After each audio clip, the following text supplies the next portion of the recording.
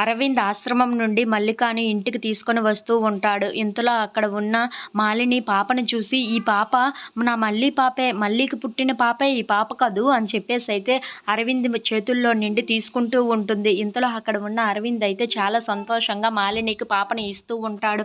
అది చూడగానే అక్కడ ఉన్న మాలిని మాత్రం ఈ పాప నా మల్లి పాపే, మల్లికి పుట్టిన పాపనే కదా అని చెప్పేసి అయితే అంటూ ఉంటుంది.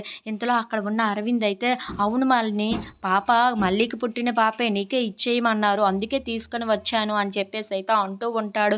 ఇంతలో అక్కడ ఉన్న పాపను గట్టిగా హగ్ చేసుకుని, ఇప్పటిదాకా ఎక్కడికి వెళ్ళిపోయావు, నిన్ను ఎవరు ఎత్తుకుపోయారు చెప్పు, వాళ్ళని చాలా గట్టిగా కొడదామా అని చెప్పేసి అయితే అంటూ ఉంటుంది. ఇంతలో అక్కడ ఉన్న పాపను చూసి చాలా ఆటలు ఆడుతూ ఉంటుంది. అది చూడగానే అక్కడ ఉన్న అరవింద్ వాళ్ళ నాన్న అయితే చాలా సంతోషిస్తూ ఉంటారు. ఇంతలో అక్కడ ఉన్న వాళ్ళ అమ్మ మాత్రం ఒక్కసారిగా షాక్ అయిపోతూ ఉంటుంది. ఏంటి ఈ పాపను చూసిన వెంటనే మాలినిలో ఏదో మార్పు తెలుస్తుంది నాకు అని చెప్పేసి అయితే వసుంధరాదేవి అనుకుంటూ ఉంటుంది.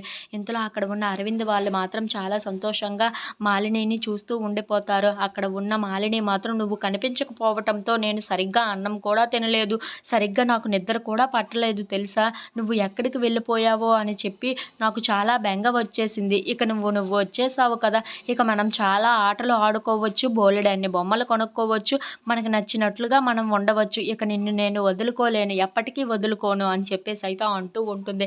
ఆ మాటలు వినగానే అక్కడ ఉన్న అరవింద్ వాళ్ళ నాన్న అయితే చాలా సంతోషిస్తూ ఉంటారు.